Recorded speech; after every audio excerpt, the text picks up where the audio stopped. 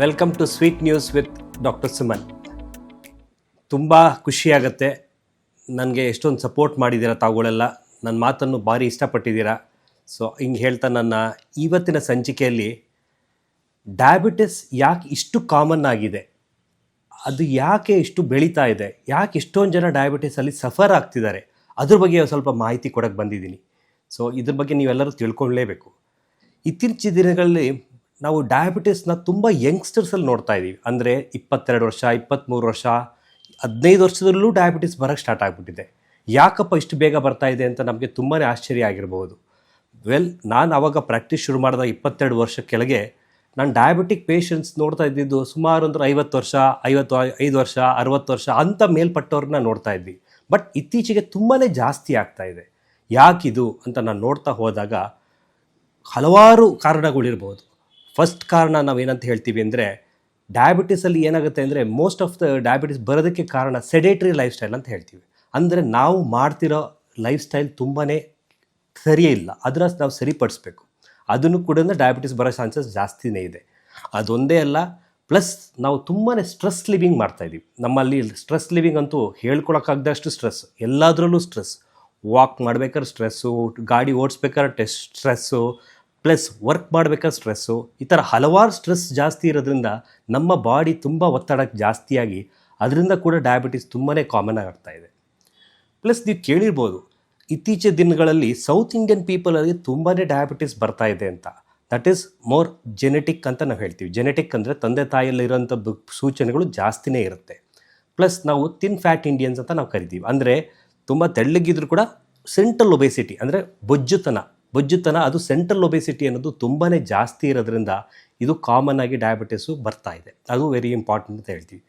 Pollution, ನೀವು pollution ಹೇಳ್ತಾ ಹೋಯ್ತು ಅಂದರೆ ನಿಮ್ಗೆ ಗೊತ್ತೇ ಇರ್ಬೋದು ಬೆಂಗಳೂರಲ್ಲಿ ಎಷ್ಟು ಸಹ ಪೊಲ್ಯೂಷನ್ ಇದೆ ಅಂತ.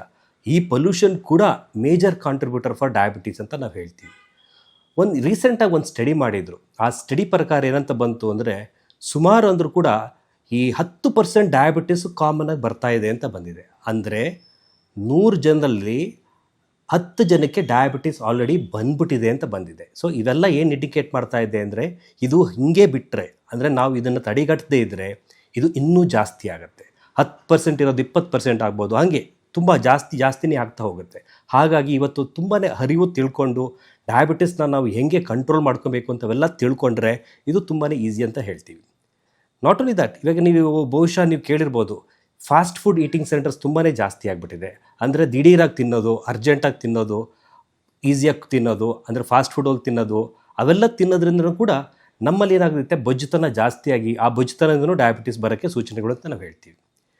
ತುಂಬಾ ಕಾಮನ್ ಆಗಿ we call it as glycaemic index ಅಂತ ಒಂದು ಕಾಮನ್ ಟರ್ಮಿನಾಲಜಿ ನಾವು ಯೂಸ್ ಮಾಡ್ತಾ ಇದ್ದೀವಿ. ಏನಪ್ಪ ಈ ಟರ್ಮಿನಾಲಜಿ ಅಂದರೆ, ನಾವು ಏನೇ ತಿಂದರೂ, ಆಹಾರದಲ್ಲಿ ನಾವು ಏನೇ ಆಹಾರ ತಿಂದರೂ ಒಳಗೋಗ್ತಿದ್ದಂಗೆ ಅದು ಇಮಿಡಿಯೇಟಾಗಿ ಶುಗರಾಗಿ ಕನ್ವರ್ಟ್ ಆಗ್ತದೆ. ಅದಕ್ಕೆ ಗ್ಲೈಸಿಮಿಕ್ ಇಂಡೆಕ್ಸ್ ಅಂತಾರೆ. ಅದು ನಾವು ಶುಗರ್ ತಿಂದರೆ ಡೈರೆಕ್ಟ್ ಶುಗರಾಗಿ ಕನ್ವರ್ಟ್ ಆಗುತ್ತೆ. ಅದು 100% ಗ್ಲೈಸಿಮಿಕ್ ಇಂಡೆಕ್ಸ್ ಇದೆ ಅಂತ ನಾವು ಕರಿತೀವಿ. ಅದೇ ಥರ ಎಲ್ಲ ಆಹಾರದಲ್ಲೂ ಗ್ಲೈಸಿಮಿಕ್ ಇಂಡೆಕ್ಸ್ ಅಂತ ಇರುತ್ತೆ.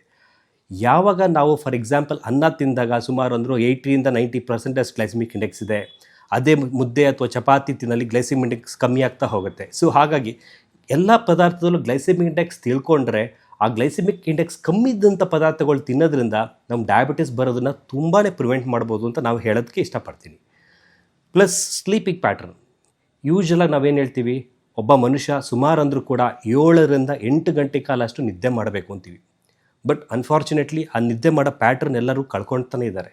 ಎಷ್ಟೋ ಜನ ಇದೇ ಇಲ್ಲ, ಪ್ಯಾಟ್ರನೇ ಇಲ್ಲ, ಒಂದು ಟೈಮಿಂಗ್ಸ್ ಇಲ್ಲ. ಅವ್ರು ಇಷ್ಟ ಬಂದಲ್ಲಿ ಮಲ್ಕೊಳ್ಳೋದು, ರಾತ್ರಿ ಸುಮಾರು 10-12 ಗಂಟೆ 1 ಗಂಟೆಗೆ ಮಲಗೋದು, ಬೇಗ ಎದ್ದೇಳೋದು, ಬೇಗ ಕೆಲಸಕ್ಕೆ ಹೋಗೋದು, ಇವೆಲ್ಲ ಮಾಡೋದ್ರಿಂದ ಏನಾಗ್ತಾಯಿದೆ, ಡಯಾಬಿಟಿಸ್ ಪ್ಯಾಟ್ರನ್ಸು ಜಾಸ್ತಿನೇ ಆಗ್ತಾಯಿದೆ, ಡಯಾಬಿಟಿಸ್ ಜಾಸ್ತಿ ಆಗ್ತಾಯಿದೆ.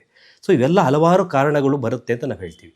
ಇನ್ಫ್ಯಾಕ್ಟ್ ಅರ್ಲಿಯರಲ್ಲಿ ಒಂದು ಸೇಯಿಂಗ್ ಇತ್ತು, early to bed early to rise. ಅಂದರೆ ಬೇಗ ಮಲಗಿ ಬೇಗ ಎದ್ದವರಲ್ಲಿ ಏನು ಪ್ರಾಬ್ಲಮ್ಸು, ಏನು ಕಾಯಿಲೆನೂ ಇರಲ್ಲ ಅಂತ.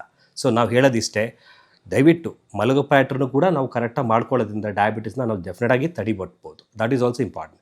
ಪ್ಲಸ್ ಆಫ್ ಲೇಟ್ ಇವಾಗ ಏನಾಗ್ತಾ ಇದೆ ಅಂದರೆ, ಈಟಿಂಗ್ ಔಟ್ ಅಂತ ಹೇಳ್ತೀವಿ. ಅಂದರೆ ಮನೇಲಿ ಅಡುಗೆ ಮಾಡೋದಕ್ಕಿಂತ ಹೊರಗಡೆ ತಿನ್ನೋದೇ ಜಾಸ್ತಿ ಆಗಿದೆ.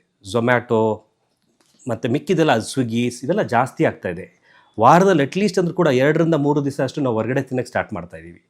ಹೊರಗಡೆ ತಿನ್ನೋದು ಯಾಕೆ ಬೇಡ ಅಂತ ಹೇಳ್ತೀವಿ ಅಂದರೆ, ಹೊರಗಡೆ ತಿನ್ನೋದ್ರೆ ಏನಾಗುತ್ತೆ, ಮೋರ್ ಆಫ್ ಎ ಪ್ರಿಸರ್ವೇಟೆಡ್ ಯೂಸ್ ಜಾಸ್ತಿ ಇರುತ್ತೆ. ಅದನ್ನು ಕೆಡದೇ ಇರೋದಕ್ಕೋಸ್ಕರ ಮಾಡೋಂಥ ಪದಾರ್ಥಗಳು ಜಾಸ್ತಿ ಯೂಸ್ ಮಾಡೋದ್ರಿಂದ ಡೆಫಿನೆಟಾಗಿ ನಮ್ಮ ಬಾಡೀಲಿ ಬೊಜ್ಜುತನ ಜಾಸ್ತಿಯಾಗಿ ಅದು ಕೂಡ ಎಫೆಕ್ಟ್ ಆಗುತ್ತೆ ಅನ್ನೋದಕ್ಕೋಸ್ಕರ ನಾನು ಹೇಳ್ತಾ ಇರೋದು. ಸೊ ದಯವಿಟ್ಟು ಮನೆ ಫುಡ್ ತಿನ್ನೋರಲ್ಲಿ ಎಷ್ಟೋ ಜನಕ್ಕೆ ನಾವು ನೋಡಿದ್ದೀವಿ, ಮನೆ ಫುಡ್ ತಿನ್ನೋರಲ್ಲಿ ಡಯಾಬಿಟಿಸ್ ಬರೋದೇ ಸ್ವಲ್ಪ ಕಮ್ಮಿನೇ ಆಗಿಬಿಡುತ್ತೆ. ಸೊ ಹಾಗಾಗಿ ದಯವಿಟ್ಟು ಹೊರಗಡೆ ಊಟನ ಮಾಡಿ, ಒಕೇಶ್ನಲಿ ಎಲ್ಲರ ಫಂಕ್ಷನ್ಸ್ ಎಲ್ಲ ಅಲ್ಲಿ ಇಲ್ಲಿ ಮಾಡೋದು, ಬಟ್ ಜನರಲ್ ಆಗಿ ಮನೆ ಊಟ ಮಾಡೋದ್ರೊಳಗೆ ಎಷ್ಟೋ ಜನಕ್ಕೆ ಸ್ಯಾಟಿಸ್ಫ್ಯಾಕ್ಷನ್ ಇರುತ್ತೆ.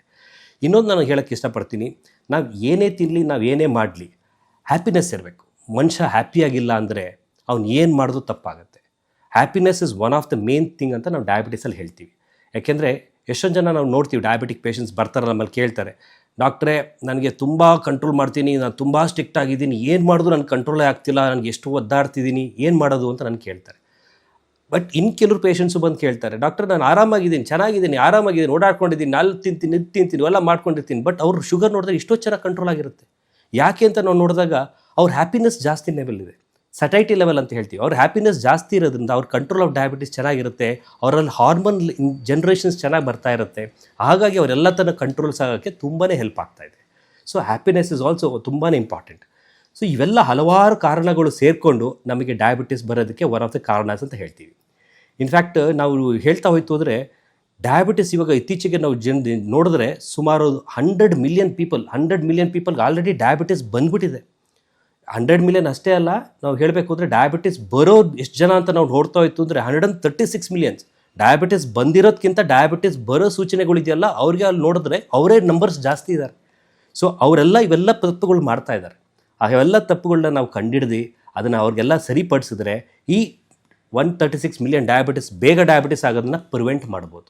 ಹಾಗಾಗಿ ನಾನು ಹೇಳೋದಿಷ್ಟೇ, ಡಯಾಬಿಟಿಸ್ ತುಂಬಾ ರ್ಯಾಂಪೇಜ್ ಆಗಿ ತುಂಬಾ ಜಾಸ್ತಿ ಆಗ್ತಾಯಿದೆ. ಹಾಗಾಗಿ ಅದನ್ನು ನೀವು ಪ್ರಿವೆಂಟ್ ಮಾಡಬೇಕು ಅನ್ನಂಗಿದ್ರೆ ಇವನ್ನೆಲ್ಲ ತಿಳ್ಕೊಬೇಕು. ಇವನ್ನೆಲ್ಲ ತಿಳ್ಕೊಂಡ್ರೆ ನಿಮ್ಮ ಕಂಟ್ರೋಲ್ಗೆ ತುಂಬಾ ಈಸಿ ಆಗುತ್ತೆ, ಕಂಟ್ರೋಲ್ ಈಸಿನೂ ಆಗುತ್ತೆ, ಡಯಾಬಿಟಿಸ್ ಬರ್ದೇ ಇರೋಂಗೂ ಪ್ರಿವೆಂಟು ಕೂಡ ಮಾಡ್ಬೋದು. ಸೊ ನಾನು ಹೇಳೋದಿಷ್ಟೇ, ಡಯಾಬಿಟಿಸ್ ಯಾಕೆ ಜಾಸ್ತಿ ಆಗಿದೆ, ಇವೆಲ್ಲ ಹಲವಾರು ಕಾರಣಗಳೆಲ್ಲ ನಿಮ್ಗೆ ಹೇಳಿದ್ದೀನಿ. ಇದ್ರ ಬಗ್ಗೆ ನೀವು ಸ್ವಲ್ಪ ತಿಳ್ಕೊಂಡು ನಿಮ್ಮಲ್ಲಿ ಸ್ವಲ್ಪ ಅರಿವು ಮೂಡಿಸ್ಕೊಂಡು ನಿಮ್ಮ ಮಕ್ಕಳಿಗೆ ಇದನ್ನೆಲ್ಲ ನಾವು ಹೇಳುತ್ತಾ ಇದನ್ನೆಲ್ಲ ಒಳ್ಳೆತನವನ್ನು ಮಾಡ್ತಾ ಹೋಯಿತು ಅಂದರೆ ಡಯಾಬಿಟಿಸ್ ಬರದೇ ಇರೋದಂಗೆ ತುಂಬಾ ಚೆನ್ನಾಗಿ ನೀವು ಪ್ರಿವೆಂಟ್ ಮಾಡ್ತಾ ಹೋಗ್ಬೋದು. That is very important. So diabetes ಯಾಕೆ ಕಾಮನ್ ಆಗಿ ಬಂತು ಅಂತ ಗೊತ್ತಾಯಿತು. ಇನ್ನು ಮುಂದೆ ದಯವಿಟ್ಟು ಈ ಥರ ಮಾಡ್ದಂಗೆ ಎಲ್ಲರೂ ಕರೆಕ್ಟಾಗಿ ಮೇಂಟೈನ್ ಮಾಡ್ತಾಯಿರಿ.